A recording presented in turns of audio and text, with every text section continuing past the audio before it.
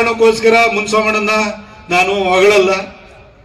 ಆದ್ರೆ ಕೋಲಾರ ಅಂದ್ರೆ ನಮಗೆ ಕೆ ಎಚ್ ಮುನಿಯಪ್ಪನವರು ಸತತವಾಗಿ ಗೆದ್ಕೊ ಬರ್ತಾ ಇದಾರೆ ಅಂತ ಗೊತ್ತೇ ಹೊರತು ಕೆಲಸ ಮಾಡಿದ ಮಾತ್ರ ಯಾವತ್ತೂ ನಮಗೆ ಸುದ್ದಿ ಆಗಲೇ ಇಲ್ಲ.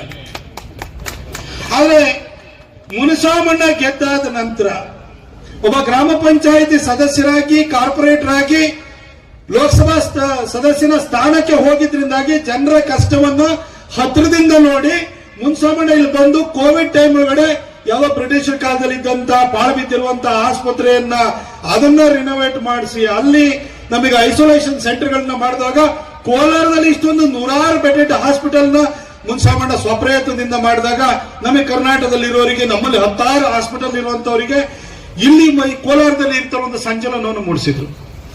ನಾವ್ ಯಾವಾಗಲೂ ಲೋಕಸಭೆಯಲ್ಲಿ ಅಲ್ಲಿ ಕೂತ್ಕೊಂಡಿರ್ಬೇಕಾದ್ರೆ ಕೋಲಾರಕ್ಕೆ ನೀರನ್ನ ತರಬೇಕು, ಬೆಂಗಳೂರಿನಲ್ಲಿ ಎಷ್ಟೋ ವೇಸ್ಟ್ ಆಗುವಂತ ವಾಟರ್ ಇದೆ, ಇಲ್ಲಿ ಕೆರೆಗಳ ಪುನರುಜ್ಜೀವನ ಹೋಗ್ಬೇಕು, ಅತಿ ದೊಡ್ಡ ಕೆರೆ ಕೋಲಾರದ ಕೆರೆಯನ್ನ ಅದನ್ನ ಪುನರುಜ್ಜೀವನ ಮಾಡಬೇಕು ಅಂತ ಹೇಳಿ ಸ್ವಂತ ಖರ್ಚನ್ನು ಹಾಕಿದ್ದ ನಾನು ನೋಡಿದೆ.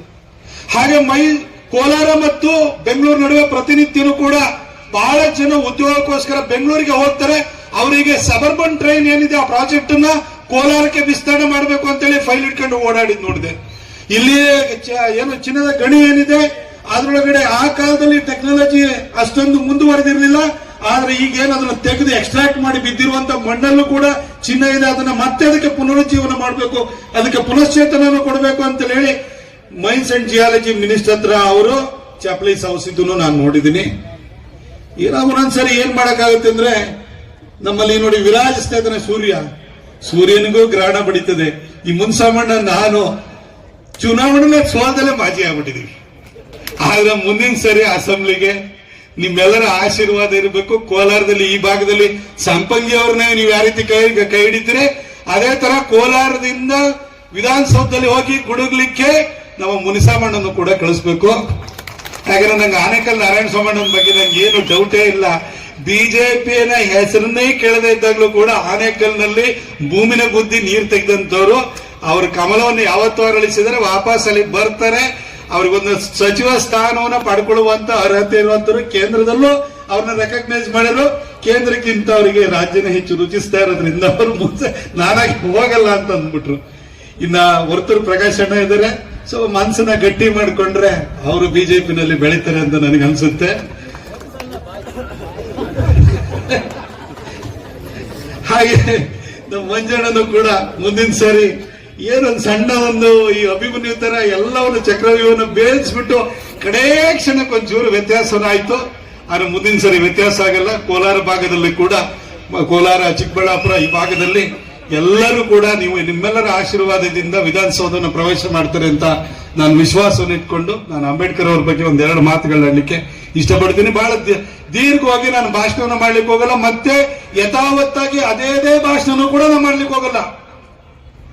ಅಂಬೇಡ್ಕರ್ ಬಗ್ಗೆ ನಾವು ಮಾತಾಡುವಾಗ ಬಹಳ ಜನಕ್ಕೆ ನಮಗೆ ಸವರ್ಣೀಯರು ಅಂತ ಅನ್ಕೊಂಡಿರೋರಿಗೆ ಮೇಲ್ಜಾತಿಯವರು ಅಂತ ಅನ್ಕೊಂಡಿರೋ ಹಾಗೂ ಮೇಲ್ಜಾತಿಯವರು ನಮ್ಮ ಬಗ್ಗೆ ಹೀಗೆ ಭಾವಿಸ್ತೀವಿ ಅಂತ ಹೇಳಿ ಅನ್ಕೊಂಡಿರುವಂತಹ ಕೆಳಜಾತಿ ಅಂತ ಅನ್ಕೊಂಡಿರೋ ನಿಮ್ಮಲ್ಲೂ ಕೂಡ ಬಹಳ ಸರಿ ಏನಾಗುತ್ತೆ ಅಂತ ಹೇಳಿದ್ರೆ ಅಂಬೇಡ್ಕರ್ ಅವ್ರನ್ನ ಒಂದು ಸೀಮಿತವಾದಂತಹ ಚೌಕಟ್ಟಲ್ಲಿ ದುರ್ಬೀನಲ್ಲಿ ರಿಸರ್ವೇಶನ್ ಕೊಟ್ಟಿದ್ದು ಅಂಬೇಡ್ಕರ್ ಬರೀ ದಲಿತರಿಗಷ್ಟೇ ಮಾಡಿದ್ರು ಕೆಲಸವನ್ನ ಅನ್ನೋ ಮನಸ್ಥಿತಿಯನ್ನು ನಾವೆಲ್ಲ ಇಟ್ಕೊಂಡ್ಬಿಟ್ಟಿದೀವಿ.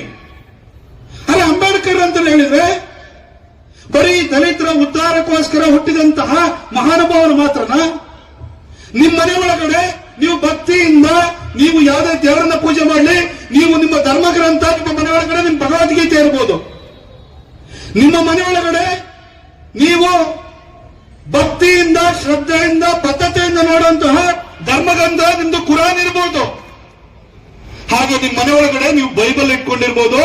ಮನೆಯಿಂದ ಆಚೆಗೆ ಕಾಲು ತೆಗೆದು ಕೂಡಲೇ ಒಂದು ಸಂಕಷ್ಟ ಆಯ್ತು ಅಂತಂದ್ರೆ, ಒಂದು ಸಣ್ಣ ಸಮಸ್ಯೆ ಆಯ್ತು ಅಂತ ಹೇಳಿದ್ಕೊಡ್ರೆ ನಿಮ್ಮ ಭಗವದ್ಗೀತೆ ನಿಮ್ಮ ಉಪಯೋಗ ಬರಲ್ಲ, ನಿಮ್ಮ ಕುರಾನ್ ನಿಮ್ಮ ಉಪಯೋಗ ಬರಲ್ಲ, ನಿಮ್ಮ ಬೈಬಲ್ ನಿಮ್ಮ ಉಪಯೋಗ ಬರಲ್ಲ. ನಿಮಗೆ ಪ್ರೊಟೆಕ್ಷನ್ ಎಲ್ಲಿಂದ ಕೇಳ್ತೀರಿ ಹೇಳಿ? ಅದು ಭಾರತದ ಸಂವಿಧಾನದ ಅಡಿ ಕೊಟ್ಟಿರುವಂತಹ ಹಕ್ಕು ಮತ್ತು ಅದನ್ನ ರಕ್ಷಣೆನ ಕೇಳ್ತೀರಿ.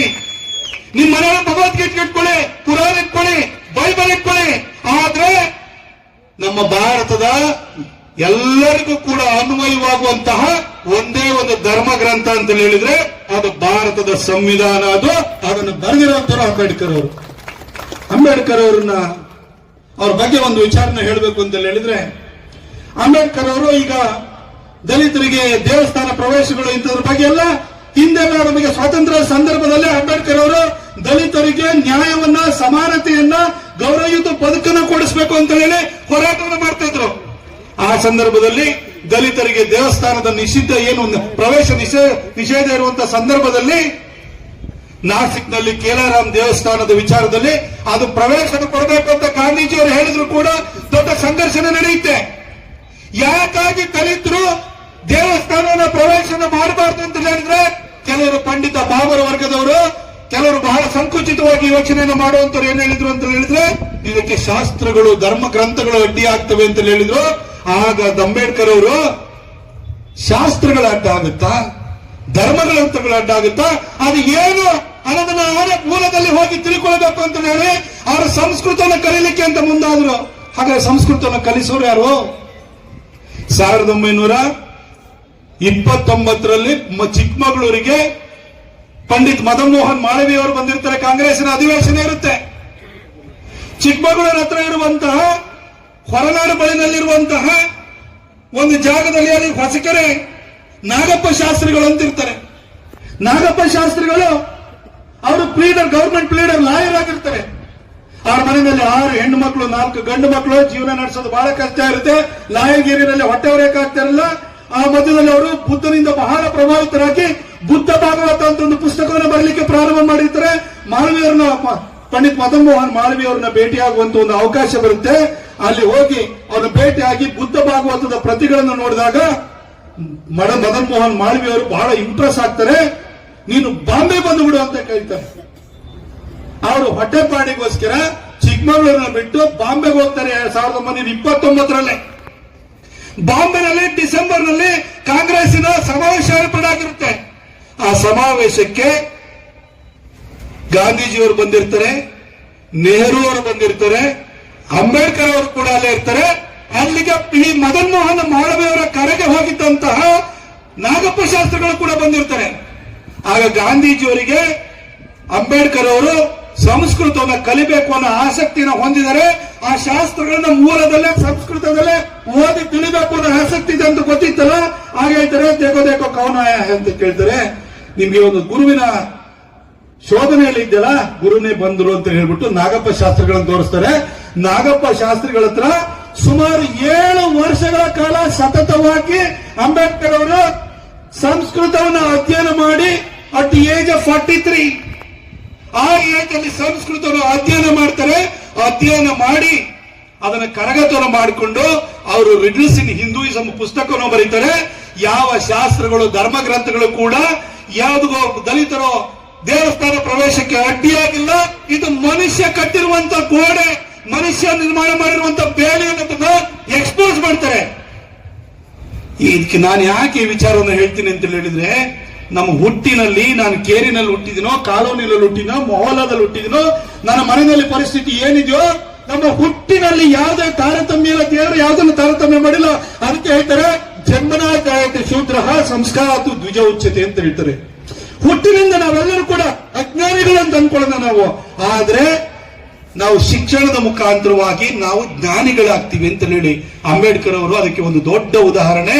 ನೀವು ಹೇಳಬೇಕು ಅಂತ ಹೇಳಿದ್ರೆ, ನಮ್ಮ ಧರ್ಮ ಗ್ರಂಥಗಳನ್ನು ಬರೆದಿರುವಂತಹ ವಾಲ್ಮೀಕಿ ಇರ್ಬೋದು, ವಸಿಷ್ಠರು ಇರ್ಬೋದು, ವಿಶ್ವಾಮಿತ್ರ ಇರ್ಬೋದು, ಕರ್ದಮ ಇರ್ಬೋದು, ಕೃಷ್ಣ ಇರ್ಬೋದು, ದ್ವೈಪಾಯನ ಇರಬಹುದು, ಅಂದ್ರೆ ವ್ಯಾಸ ಇರಬಹುದು, ಯಾರು ಕೂಡ ಮೇಲ್ಜಾತಿಯವರಲ್ಲ.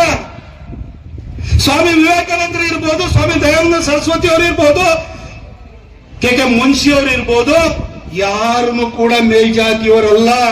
ಶ್ಯಾಮ್ಜಿ ಕೃಷ್ಣ ವರ್ಮ ಅವರು ಮೇಲ್ಜಾತಿಯವರಲ್ಲ. ಫಸ್ಟ್ ಪಂಡಿತ ಪದವಿಯನ್ನು ಪಡ್ಕೊಂಡವರು ಅವರು. ಲಾಲ್ ಬಹದ್ದೂರ್ ಶಾಸ್ತ್ರಿ ಅವರು ಮೇಲ್ಜಾತಿಯವರಲ್ಲ. ಅವರೆಲ್ಲರೂ ಕೂಡ ಜ್ಞಾನದ ಮುಖಾಂತರವಾಗಿ ಶ್ರೇಷ್ಠರಾದಂತವರು. ಅಂಬೇಡ್ಕರ್ ಅವರು ಆ ಸಾಲಿಗೆ ಸೇರುವಂತಹ ಒಬ್ಬ ವ್ಯಕ್ತಿ. ನಾನೀಗ ಅಂಬೇಡ್ಕರ್ ಬಗ್ಗೆ ಹೇಳಬೇಕಂತಂದ್ರೆ, ಇವತ್ತು ಭಾರತದಲ್ಲಿ ನಾವು ಆ ಜಾತಿ, ಈ ಜಾತಿ, ಮೇಲ್ಜಾತಿ ನಾವೆಲ್ಲವೂ ನಾವು ಹೇಳ್ಕೊಳ್ತೀವಲ್ಲ, ಯಾರ್ಯಾರು ಎಷ್ಟೆಷ್ಟು ಡಿಗ್ರಿಯನ್ನ ಪಡ್ಕೊಂಡಿದ್ವಿ ನಿಮ್ಮಲ್ಲಿ ಕೂತಿರೋರ್ನ ನಾವು ಅಂಬೇಡ್ಕರ್ ಬಗ್ಗೆ ಮಾತನಾಡ್ತೀವಿ. ಆದ್ರೆ ಅಂಬೇಡ್ಕರ್ ಅವರು ಶಿಕ್ಷಣದ ಬಗ್ಗೆ, ಶಿಕ್ಷಣದ ಮುಖಾಂತರವಾಗಿ ದಲಿತರವನ್ನ ಮೇಲಕ್ಕೆ ತೆಗೆದುಕೊಂಡು ಹೋಗ್ಬೇಕು, ಮೇಲ್ ಸ್ತರಕ್ಕೆ ತೆಗೆದುಕೊಂಡು ಹೋಗ್ಬೇಕು ಅಂತ ಭಾವಿಸಿದ್ರು. ಇವತ್ತು ಎಷ್ಟೋ ಜಾತಿಗಳಿರ್ಬೋದು, ನಾವು ಶ್ರೇಷ್ಠರು, ಹುಟ್ಟಿನಿಂದ ಜಾತಿ ಬಂದಿದೆ ಅಂತ ಹೇಳ್ತಾರೆ. ಜನ್ಮನ ಜಾಯತೆ ಶೂದ್ರ ಅಂತ ಹೇಳಿದ್ರೆ ಅದು ಸಂಸ್ಕಾರ ದ್ವಿಜ ಅಂದ್ರೆ ಅದು ಬ್ರಾಹ್ಮಣ ಅಂತ ತಿಳ್ಕೊಳ್ಬೇಡಿ, ಜ್ಞಾನಿ ಅಂತ ತಿಳ್ಕೊಳ್ಳಿ. ಅದನ್ನ ಹುಟ್ಟಿನಿಂದ ಒಬ್ಬ ಬ್ರಾಹ್ಮಣ ಹುಟ್ಟಿದವನು ಬ್ರಾಹ್ಮಣನ ಆಗಲ್ಲ. ಅವನು ಜ್ಞಾನ ಸಂಪಾದನೆ ಮುಖಾಂತರವಾಗಿ ದ್ವಿಜನಾಗುವಂಥದ್ದು. ಹಾಗೆ ಅಂಬೇಡ್ಕರ್ ಕೂಡ ಅದೇ ರೀತಿ ಶ್ರೇಷ್ಠರಾದವರು. ಇವತ್ತಿನ ಯೋಚನೆ ಮಾಡಿ, ಭಾರತದಲ್ಲಿ ಅತಿ ಹೆಚ್ಚು ಡಿಗ್ರಿಯನ್ನು ಪಡ್ಕೊಂಡಿರುವಂತ ವ್ಯಕ್ತಿಗಳು ಯಾರಪ್ಪ ಅಂತ ಹೇಳಿ ನಾವು ಹುಡುಕಿದ್ರೆ ಅಂಬೇಡ್ಕರ್ಗಿಂತ ಹೆಚ್ಚು ಡಿಗ್ರಿಯನ್ನು ಹುಡುಕಿರುವಂತವ್ರು ಯಾರಿದ್ದಾರೆ ಹೇಳಿ? ಈ ದೇಶದ ಸ್ವಾತಂತ್ರ್ಯಕ್ಕೋಸ್ಕರ ಹೋರಾಟವನ್ನು ಮಾಡಿದಂತ ಗಾಂಧೀಜಿಯವರಿಗೆ ಎಷ್ಟು ಡಿಗ್ರಿ ಇತ್ತು? ಇವತ್ತು ಎಲ್ಲ ನೋಟ್ಗಳಲ್ಲಿ ಗಾಂಧೀಜಿಯವ್ರ ಫೋಟೋ ನೋಡ್ತೀವಲ್ಲ, ಗಾಂಧೀಜಿಯವರಿಗೆ ಎಷ್ಟು ಡಿಗ್ರಿ ಇತ್ತು? ಹೋಗಿ ಲಂಡನ್ಗೆ ಹೋದ್ರು. ಅಲ್ಲಿ ಹೋಗಿ ನೀವು ಬ್ಯಾಚುಲರ್ ಆಫ್ ಲಾ ಅಂತ ಹೇಳ್ತೀವಿ, ಬ್ಯಾಚುಲರ್ ಆಫ್ ಲೆಜಿಸ್ಲೇಟಿವ್ ಲಾ ಅಂತ ಹೇಳ್ಬಿಟ್ಟು LLB ಅಂತ ಹೇಳ್ತೀವಲ್ಲ ನಾವು. ಆ LLB ಬ್ಯಾಚುಲರ್ ಆಫ್ ಲಾ ಓದ್ಕೊಂಡ್ಬಂದ್ರು. ನೆಹರು ಓದಿದ್ದೇನು ಬ್ಯಾಚುಲರ್ ಆಫ್ ಲಾನೇ ಓದಿರುವಂತದ್ದು. ನೆಹರುನು ಕೂಡ,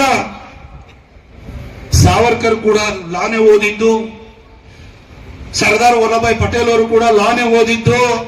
ಆದ್ರೆ ಅಂಬೇಡ್ಕರ್ ಅವರು ಎಷ್ಟೆಷ್ಟು ಡಿಗ್ರಿಯನ್ನು ಓದಿದರೆ ಜಸ್ಟ್ ನೀವು ಗೂಗಲ್ ಮಾಡಿದ್ರೆ ಗೊತ್ತಾಗುತ್ತೆ. ಬ್ಯಾಚುಲರ್ ಆಫ್ ಆರ್ಟ್ಸ್ ಕೂಡ ಓದಿದ್ರು, ಬಾಂಬೆ ಯೂನಿವರ್ಸಿಟಿಯಿಂದ ಓದಿದ್ರು. ಅದೇ ರೀತಿಯಲ್ಲಿ MA ಕೂಡ ಕೊಲಂಬಿಯಾ ಯೂನಿವರ್ಸಿಟಿ ನ್ಯೂಯಾರ್ಕ್ ಅಲ್ಲಿ ಮಾಡಿದ್ರು. ಹಾಗೆ MA ಮಾಡಿದ ಮಾತ್ರ MSc ಕೂಡ ಮಾಡ್ಲಿಕ್ಕೆ ಹೋಗಿ ಲಂಡನ್ ಅಲ್ಲಿ ಹೋಗಿ ಲಂಡನ್ ಸ್ಕೂಲ್ ಆಫ್ ಎಕನಾಮಿಕ್ಸ್ ಅಲ್ಲಿ ಓದಿದ್ರು. ಹಾಗೆ PhD ಕೊಲಂಬಿಯಾ ಯೂನಿವರ್ಸಿಟಿನಲ್ಲಿ PhD ಪಡಿತಾರೆ. ಅಷ್ಟು ಮಾತ್ರ ಅಲ್ಲ, ಗ್ರೇಸ್ ಇನ್ ಕಾಲೇಜ್ ಲಂಡನ್ ನಲ್ಲಿ ಹೋಗಿ ಲಾನು ಕೂಡ ಓದ್ತಾರೆ. ಆಮೇಲೆ ಆನರರಿ ಡಿಗ್ರಿ ಅವೆಲ್ಲವನ್ನ ಲೆಕ್ಕ ಹಾಕ್ತಿದ್ರೆ 30ಕ್ಕಿಂತ ಹೆಚ್ಚಾಗಿದೆ.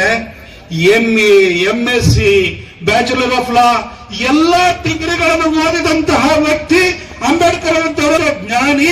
ಆ ಜ್ಞಾನಿಗೆ ಅವಮಾನ ಮಾಡಿದವರು ಯಾರು? ಮಾತಿರ್ತಾರೆ ಯಾರು? ಬಿಜೆಪಿಯವರನ್ನು ನಾವೇನಾರು ಕೇಸರಿ ಶಾಲೆ ಹಾಕೊಂಡು ಹೋಗ್ಕೊಳ್ಳು ಮನುವಾದಿಗಳು ಅಂತ ಬೊಬ್ಬಾಡಿತಾರೆ. ಅಂಬೇಡ್ಕರ್ ಅವ್ರಿಗೆ ಅವಮಾನ ಮಾಡಿತ್ತು, ಅಂಬೇಡ್ಕರ್ ಅವರ ತಿರಸ್ಕಾರದಿಂದ ನೋಡಿತ್ತು.